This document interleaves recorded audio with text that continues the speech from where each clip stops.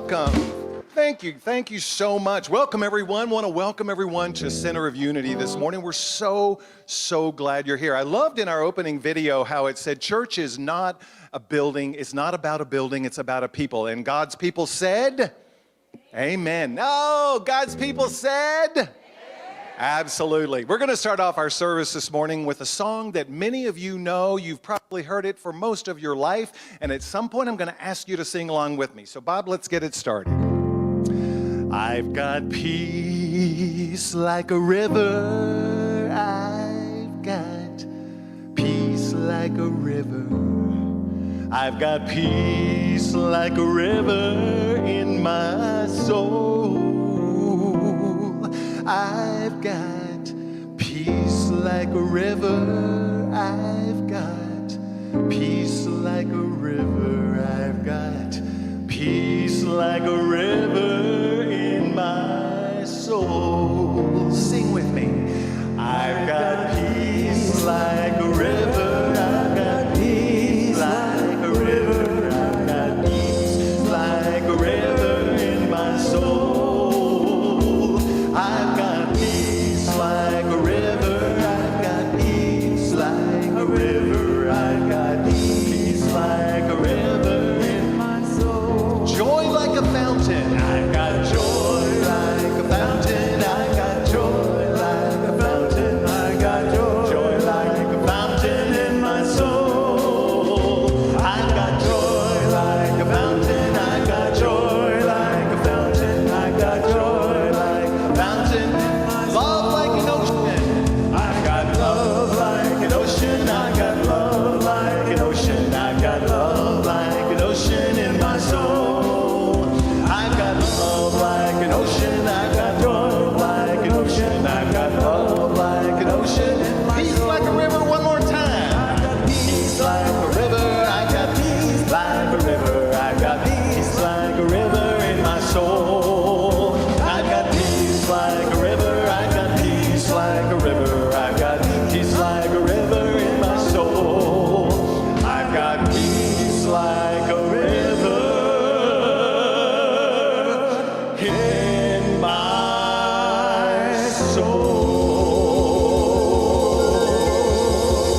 All right, thank you.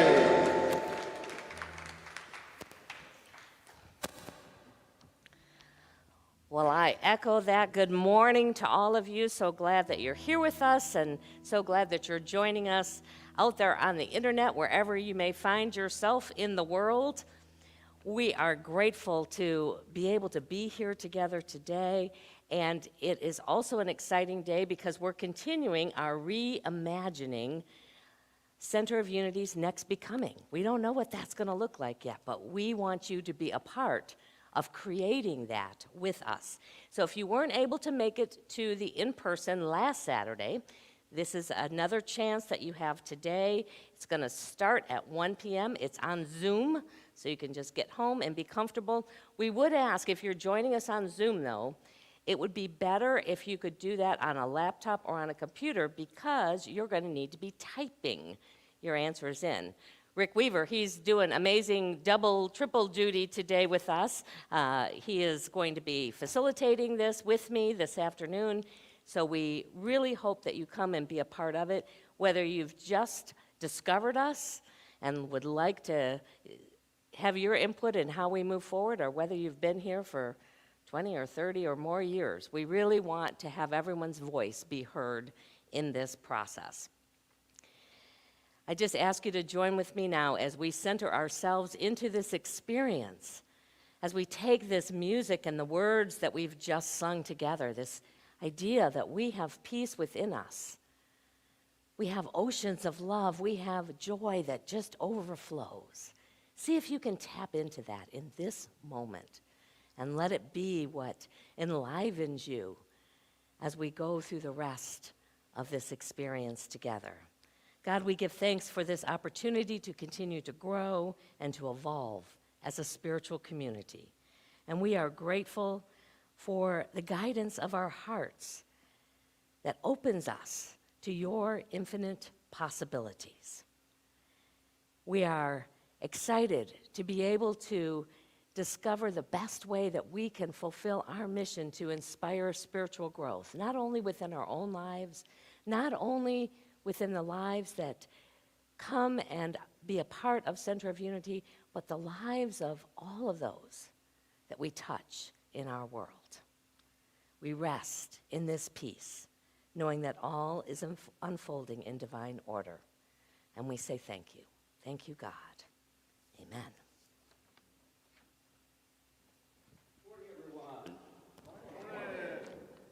The principle that we're going to talk about today is the divinity is in all humankind. Jesus was not the exception, rather the example. And I know for a lot of people, this is the one that they bristle up against when they first come into Unity, but for me, it was not that way. I came from a Southern Baptist background, and this just blew that out of the water. So when Jesus is the exception, you're always struggling to be like Jesus and falling short. Or it was that way for me. You never could meet the mark. But when Jesus is the example, it's always a striving on, trying to be better, and there's no falling down with it. So I think it's a wonderful principle, and I did not bristle a bit with that one. The core value we're going to discuss today is prosperity, prosperous. And if you ask 10 people what prosperity is, I think you're probably going to get 10 different answers. You know, Charles Fillmore, in so many words, and this was a man of words, said that our belief in lack is the most important, is the most biggest impediment to prosperity. You know, we come from source, and source is inexhaustible and is eternal. And we have that belief in that and throw away this belief in lack on the pile of separateness, then prosperity will flow our way. And you know, I was reading a bit this weekend and I found out about Shakespeare might have had a little bit of unity thought too. He said, there's a tide in the affairs of men which taken at the flood leads on to fortune.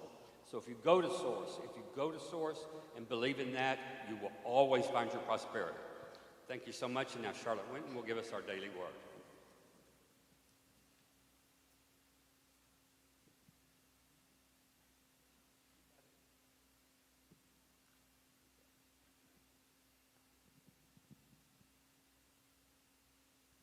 Good morning.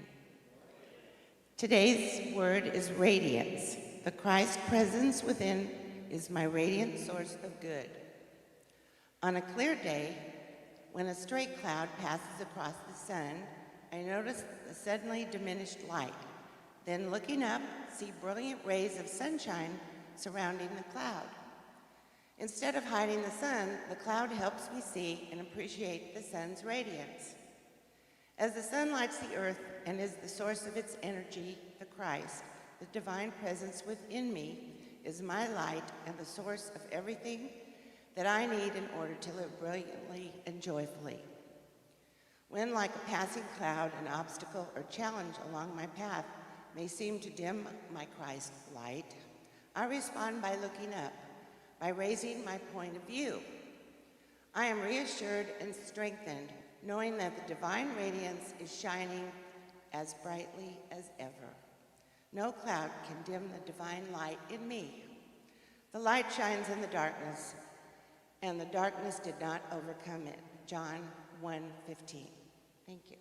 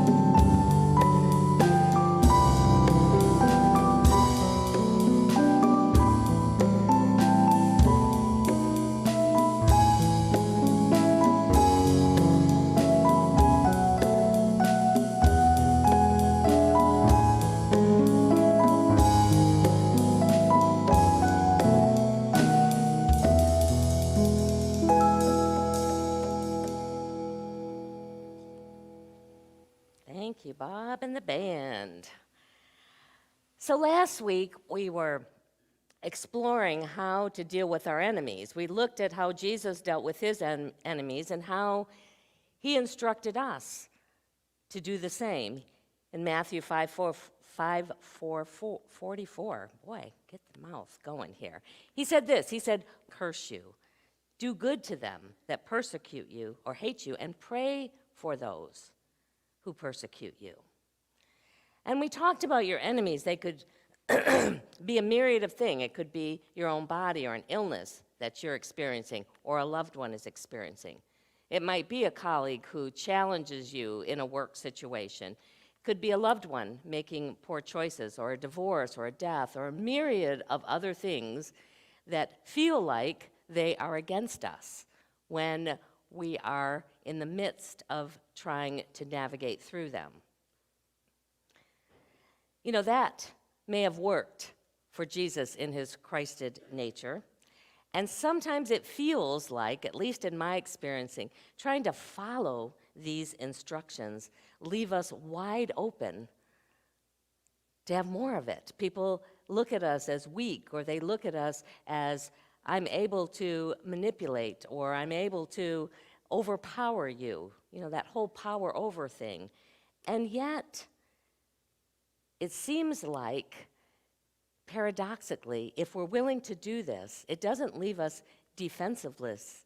It leaves us with a greater power in which to show up and be that expression of God in the world. To give up being defensive in the presence of a threat is not easy. It is our go-to, at least for most of us, it is our go-to emotion, it is our go-to thought process. As soon as we feel a threat, we want to then protect. And in order to be able to step into living from these principles, we have to begin to see it differently, to understand it differently, to re-educate ourselves about what's happening when those situations show up in our life. The author writes this, he says, the first step in making friends with conflict is in understanding what conflict is, so the energy of conflict can be directed into positive avenues of understanding, of healing, of spiritual growth, and ultimately of love. So we have to start with that understanding of what this is and why it's showing up for us. Simply defined, conflict is an interference pattern of energies. It is a pattern of energies that are working against each other. There is resistance that happens when there is an interference in how energy moves. Whenever there's a change, whenever there's movement or resistance or pressure, this is true in the outer world, it's true in our own world, there exists the potential for conflict because everything is not flowing like a peaceful river. All of a sudden there's turbulence, there's rocks that show up that make the water ripple. And change is that one constant that we all experience in life. It is the very heartbeat of the universe itself. For most of us, this interference starts pretty young. That first time that we felt separate from God, and we start taking on feelings of unworthiness. We start believing that we are flawed. Not anybody's fault, but it is just how most of us, when we're young, when we receive messages that tell us that something's wrong or bad with us, we take them in and we own them as a belief because we don't know any better. We don't have any other filters. And as Gary likes to say, unless you had Joseph and Mary as your parents, and I'm not even so sure that they could even claim that, you know, most of us had parents who were in their own process and who were flawed, who were doing the best they could in the moment, but yet it always wasn't exactly what we needed to meet our needs. All outer conflict begins and is expressed from inner conflict. I want you to hear that again. All outer conflict starts within. I don't care who it is, what we are experiencing in our outer world is being created from the inner life that we're experiencing. So outer conflict is simply a mirror for each of us to our own inner conflict. Now, I know there's a part of me that goes, can argue, no, that can't be true because I don't have that kind of conflict. I don't do those kinds of things. I don't act that way. I don't say those kinds of things that seems to be stirring up the conflict. But it's an inner mirror to us because it's reflecting back to us the parts that are disconnected from God. It is mirroring back to us in some way or some level the parts of us that are still seeking to be healed, that are still wanting to be made whole. Your soul, and each of us have one, that's that spiritual part of us, is always seeking to push each of us towards spiritual growth. Because that's ultimately what we have come to this earth to do.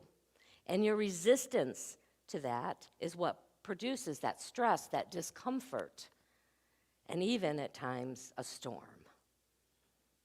When you resist the movement of spirit, so this is about being in alignment with where Spirit's calling you to be and to do and to and express, or our ego. When there's resistance between the two, it causes friction. It causes that interference to happen. This past week, I was out on Facebook, and just as an awareness for you, I don't get out on Facebook very often. So if you think I'm going to see a post that you have, and I have like 1,500 friends. So if I'm scrolling through my wall, the chances of me seeing something that you posted and responding to it are probably not high. That's not the best way to communicate or hope that I'm become aware of something. But I usually go out there for some specific reason, and depending on how many minutes I have, I may scroll through. And I happened to see this video of Michael Murdad, and I don't know how many of you might remember him. He was here several times years ago. Here's a hint. He's the guy who looks like Jesus. Maybe for some of you that have been around for a while, that'll make sense to you, because he really does look like an image of what Jesus might have been in the body of. And so I watched it a little bit because it was about inner conflict and inner peace. I'm like, that's what I'm going to be speaking on. Let me just see what Michael has to say. And he shared in that video that he, from his perspective, saw that there were 5 stages from moving from inner conflict to inner peace. And that's, again, what we're looking to address is our inner conflict. Yes, there are tools that we can address that outer conflict that's happening, but if we believe that premise that it all starts within, that's the place that we can begin. He describes the first stage as what I'm going to call self-medicating.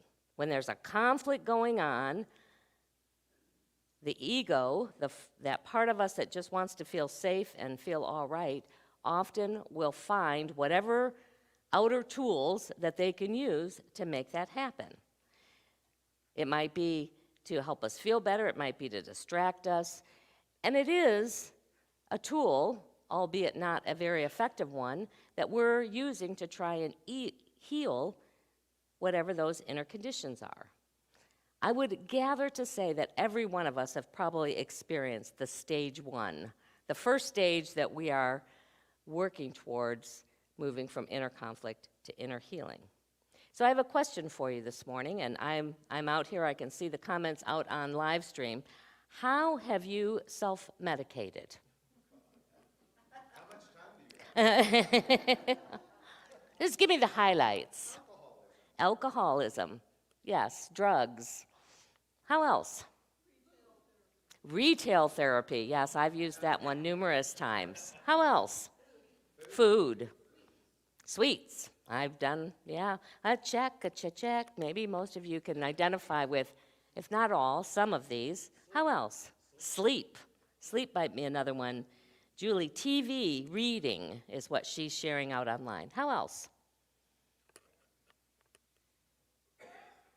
How about being a victim?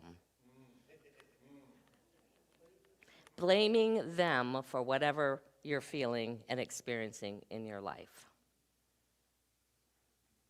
Oh, this is eldest daughter, zebra cakes. Thank you, Rachel, for sharing that. Work. Yes, I've done the whole work, just throw myself into work to try and block out everything else that's going on. Anything else?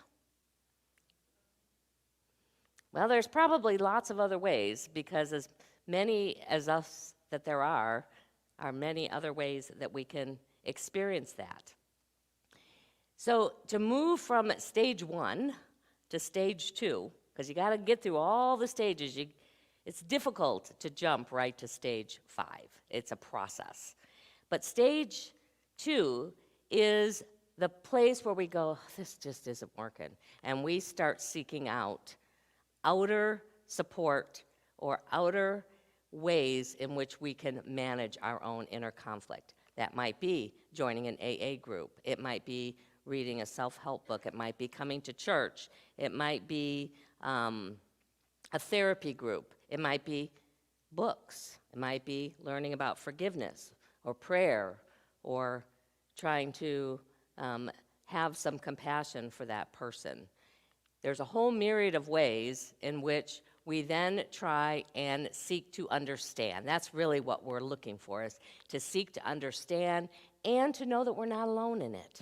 Because there is a lot of source of comfort to know that we're not the only one struggling with this. We're not the only one going through all this.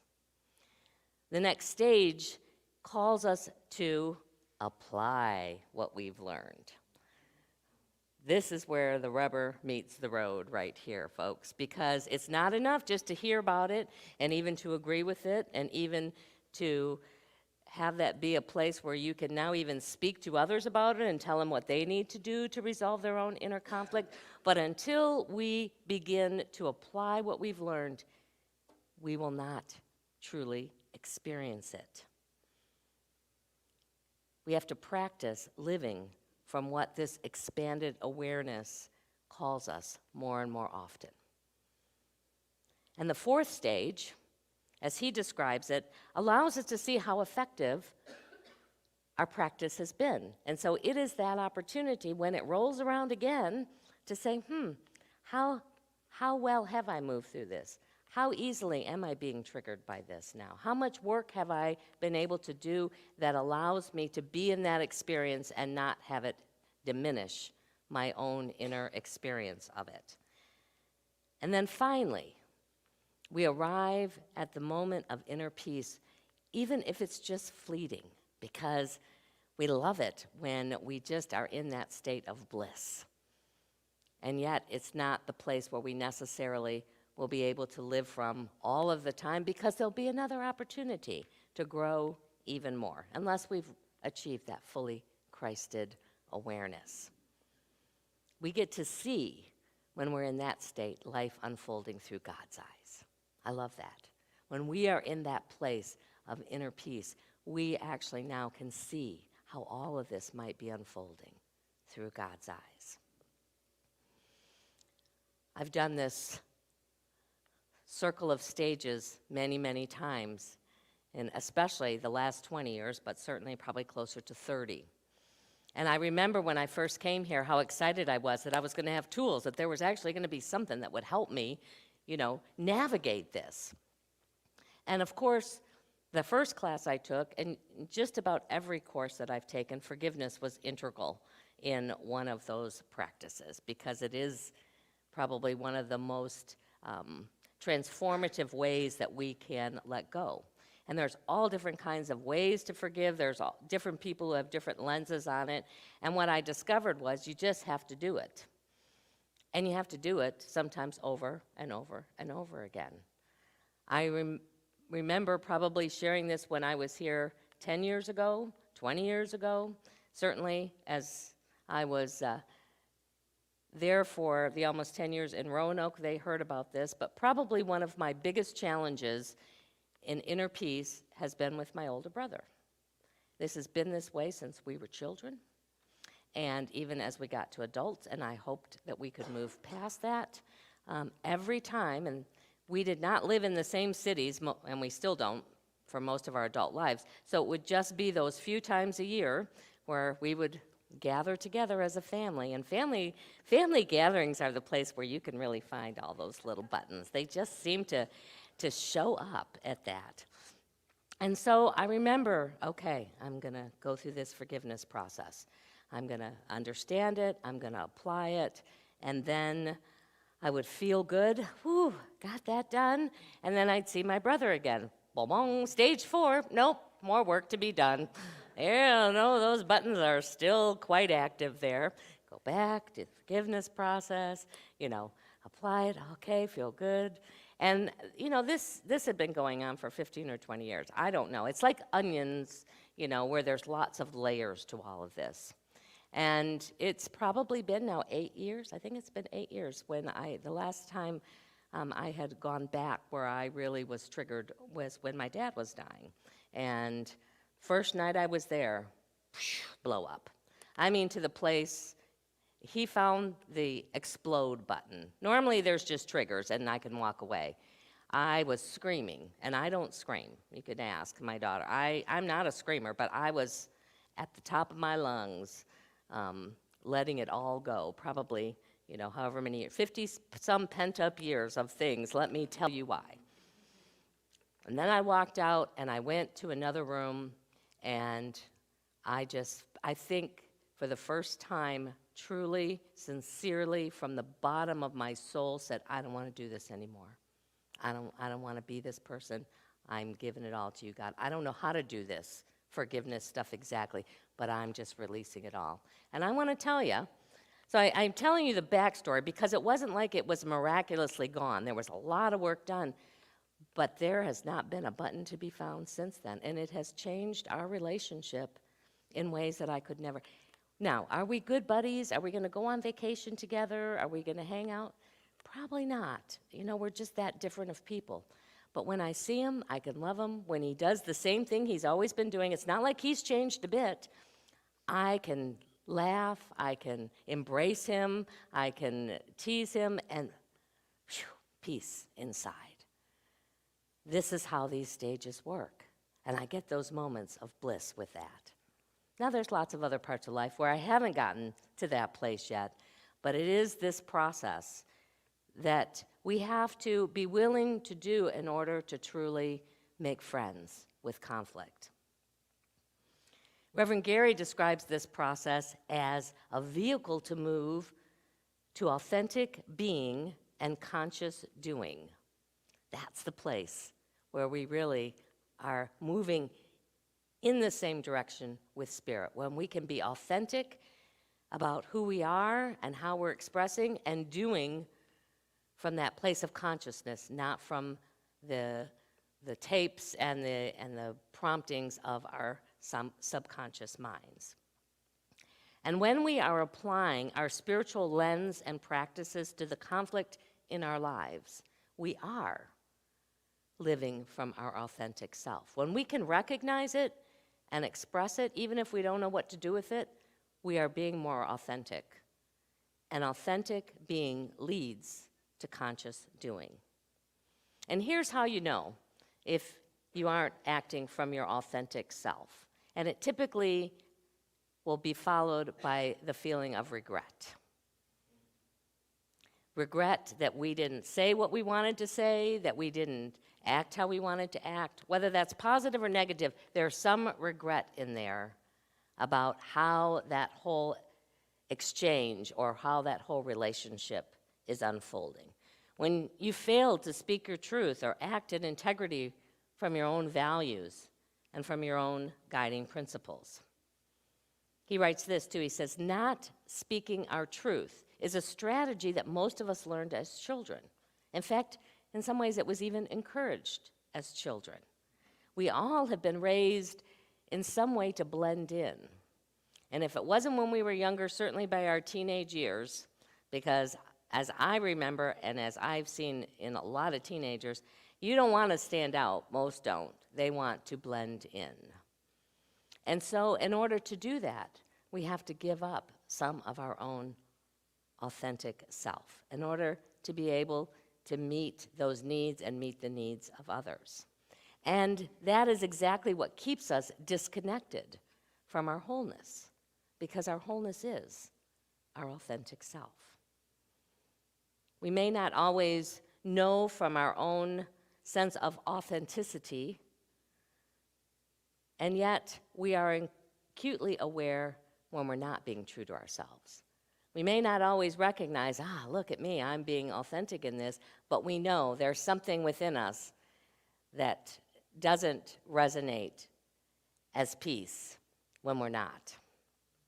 And what we do in our lives fundamentally arises out of who we are. This is another way of understanding that all outer conflict comes from inner conflict. So what we do in our lives fundamentally arises out of who we are, and who we are is reinforced and made solid by what we do.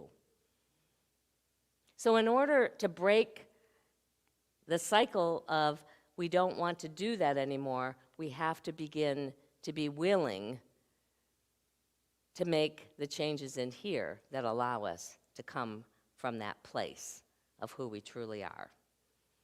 So authenticity becomes sort of the litmus test of our own self-worth. How often are we being authentic? The more we're being authentic, the more that we can know that we've got a pretty good, solid foundation of self-worth. It honors all that we are when we are being authentic. It values our flaws and mistakes when we are living from our authentic self, because it sees them as just another opportunity to grow, another opportunity to deepen our connection to God. So as we collectively and individually are seeking to not see conflict as something that we want to run or destroy or overcome, we want to make friends with it. We want to welcome it as part of our spiritual journey. So I invite you to join with me as we move into a time of meditation to see if we can't, in the midst of our own being, be willing to see conflict in a new lens. So right where you are, I just invite you to be comfortable. Put your feet on the floor. Allow your body to relax into the chair. And as you become aware of your body and what's unfolding in it right now, and become aware of the thoughts that are floating through your mind in this moment, I invite you to also become aware of your heart as it is rhythmically beating, as it always is beating, even in those large parts of our day when we're not aware of it doing its mighty work. Bringing this precious vital energy of blood to every part of our physical body. It is what enlivens this body that we live and breathe and have our being in this moment. And the heart is also the space where our spirit lives, where our soul finds its home. And so as we consciously connect with that in this moment, we connect with all there is. For the Christ of our being is one with the God of our universe. We are in that divine flow that continues to grow and evolve. And our soul is always calling us into greater and greater participation in that growth and evolution. And it's always the place that we can turn our awareness and attention so that we can experience peace in any moment. It is that very river of peace flowing through our being. So in this sacred and safe space, see if you can bring to mind a conflict. Perhaps it's one going on in your life right now, or perhaps it's one in the world. And see if you can visualize this conflict as an opportunity for your own spiritual growth and connection. See if you can allow Spirit to show you how this is being a mirror into some place within you that has yet to discover its wholeness, its worth, its beauty, its mission to be a light in this world.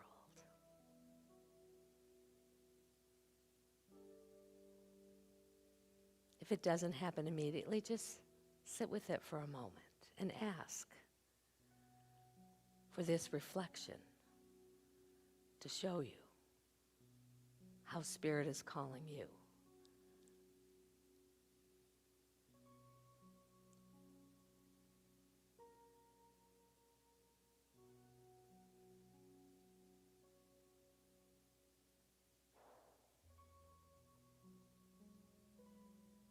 And if it doesn't arise in this little window of time, continue to ask, how is it that I can see this through the eyes of God? How can I plug in from this perspective?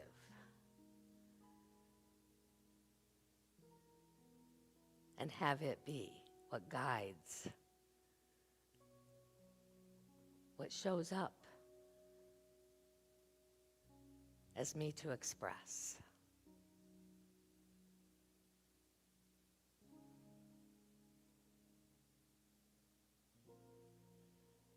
And as you begin to bring your attention back to this time and to this space, know that this heart space, this sacred space of divine connection, is always available to you. As you breathe and focus your attention, you can rest for a moment here throughout your day. So see if you can be grateful for the conflicts that are currently in your life experience right now. And take with you that energy of gratitude as you move into the rest of this day and the days to come. Feel that sense of peace, that sense of aliveness vibrating through your whole being. Feel your body once again and your breath, and let that be a source of possibilities as you move into the rest of this day. And whenever you're ready, you can open your eyes.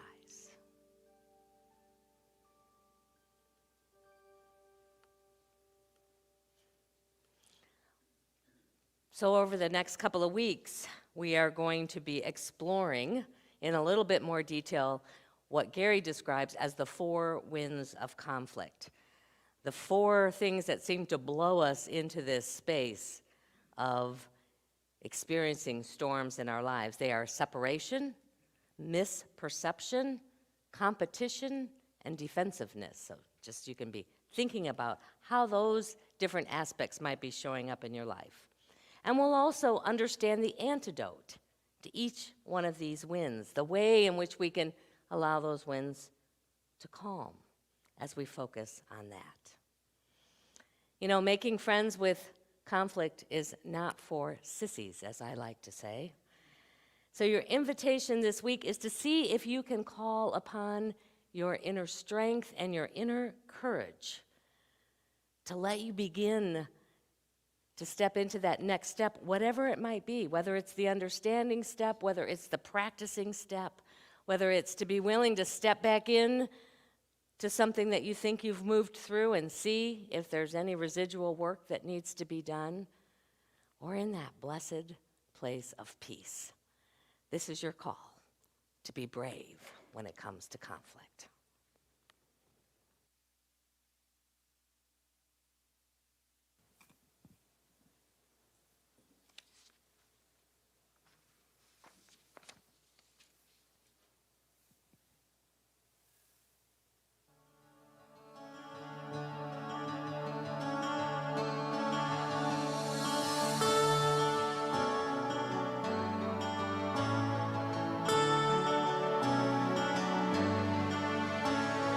What would I do if I knew that I could not fail?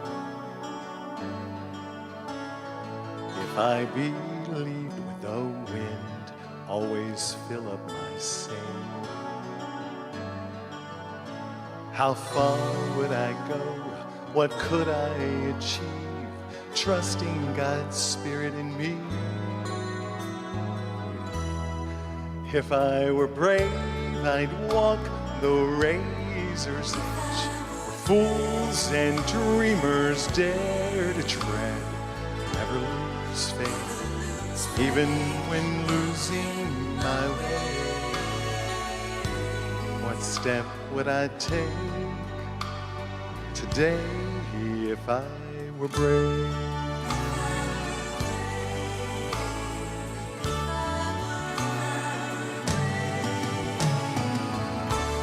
What would I do today if I were brave? What would I do today if I were brave? What would I do today if I were brave? What would I do today if I were brave?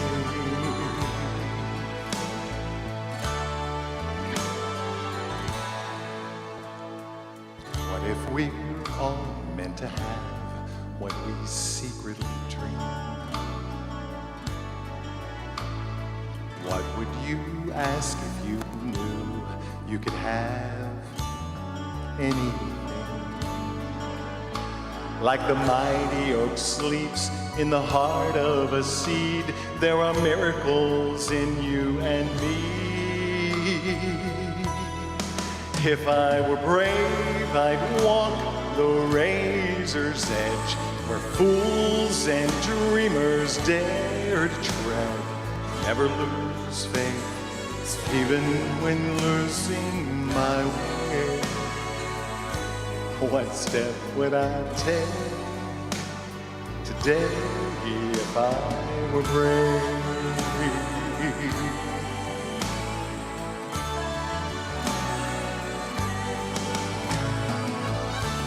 What would I do today if I were brave? What would I do today if I were brave? What would I do today if I were brave? What would I do today if I were brave? If I refuse to listen to that voice of fear, would the voice of Spirit say,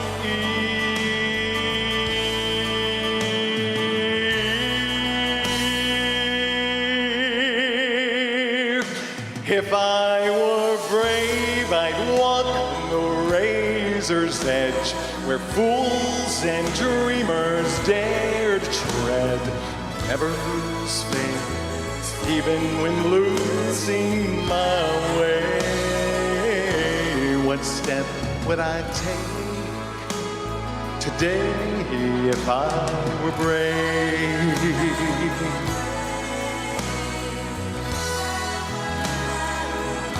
Sing with me.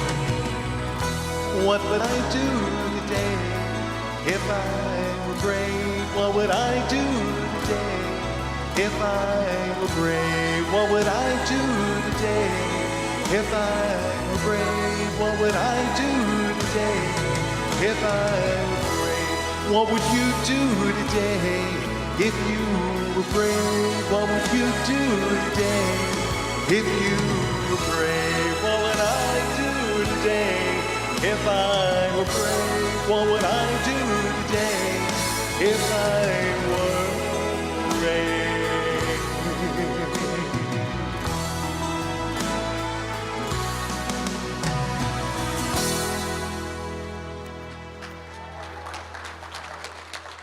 Thank you. Oh, you did work. It was amazing. All right. Well, it is our opportunity now to share our financial good with this ministry. It takes all of us being willing to be a part and share of their financial good in order to do all that we are called to do. And we are so grateful for the many, many ways in which we receive our good. It's not just from the people sitting here or even the people out there virtually.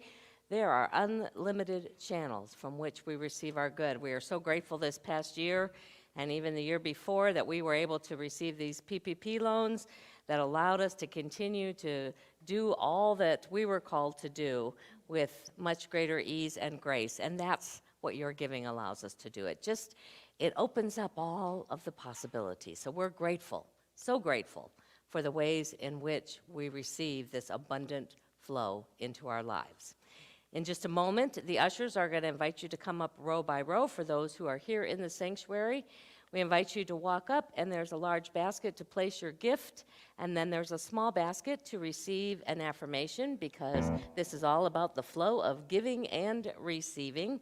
And even if this is not your Sunday to share, or you give electronically, which I know many people do, and we are so blessed to have that, because we know that money is going to flow into this community regardless of whether or not people are active and participating in the sanctuary. And we just bless all of the ways that you can give. So you'll share your money, and if you aren't putting actual gifts in today, just add your energy to that. See that flow moving in and through this ministry as you do that. Or there's some cards that can say I give electronically that you can find in the back of your pew. And for those of us who are watching virtually, those of you who are watching virtually, we want you to be in that flow of giving and receiving. We don't want you to miss out. So we would encourage and invite you to go to our centerofunity.org and the give page there.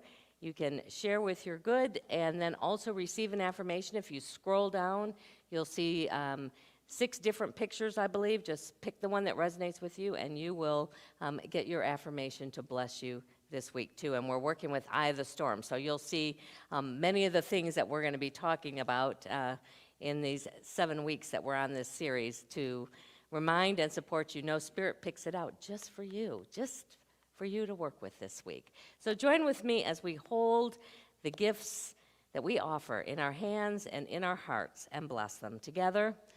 Divine love, as me, blesses and multiplies all that I give, all that I receive, and all that I am. Thank you, Father, Mother, God. Sorry.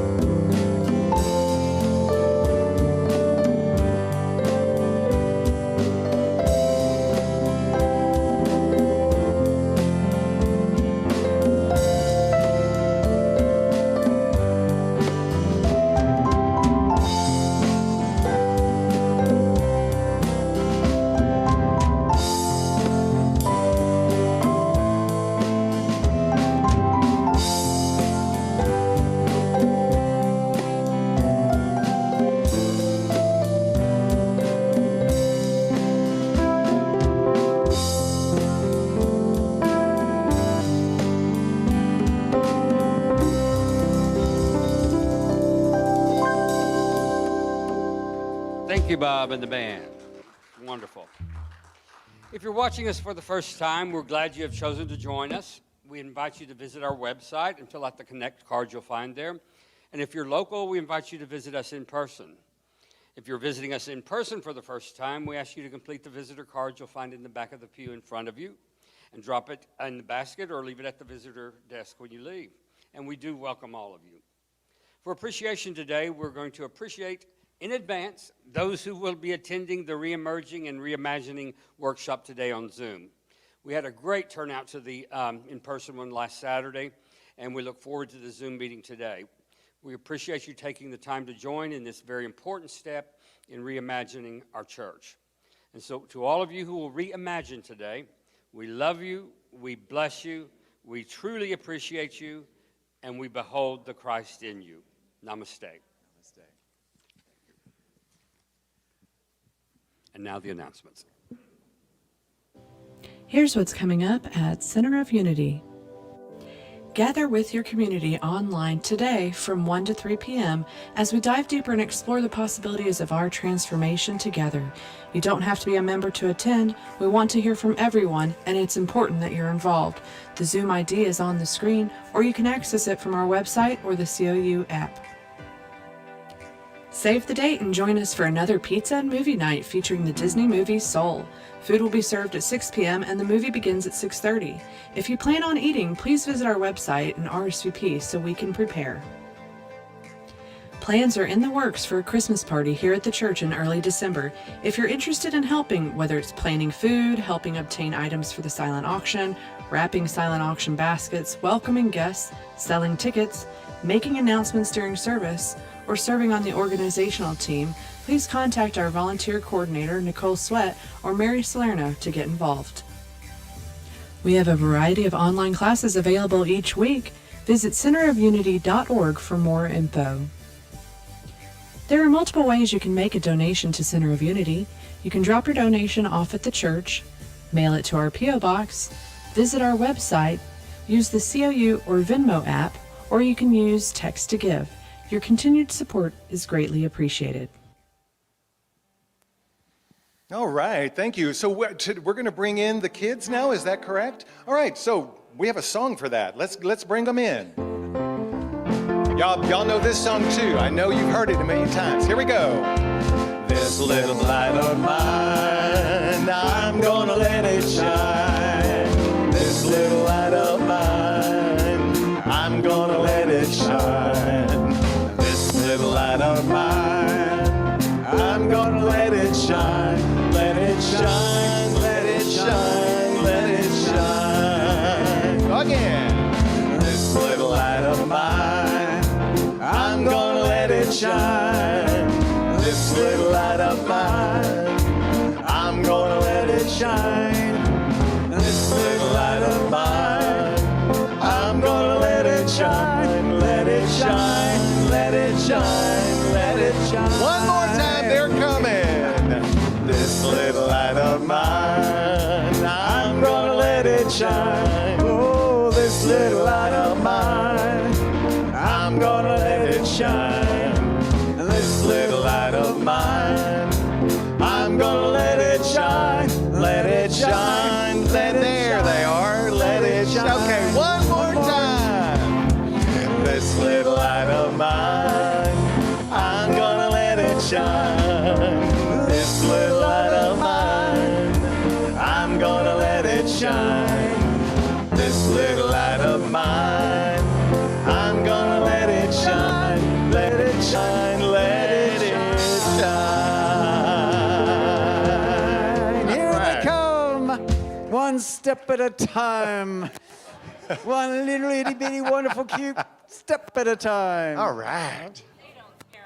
They don't care how long it No. takes. Whee! Oh, there she goes. Goes to Grandma. Fantastic. That was worth the wait, wasn't it? We have these kids here today. We're so excited, and we just continue to vision that youth department growing and growing and growing. Yes. All right. We're ready. Let's So sing we the peace close song. with a peace song? You All wanna right, get down? let's do it. All right. Please stand and join if you are able.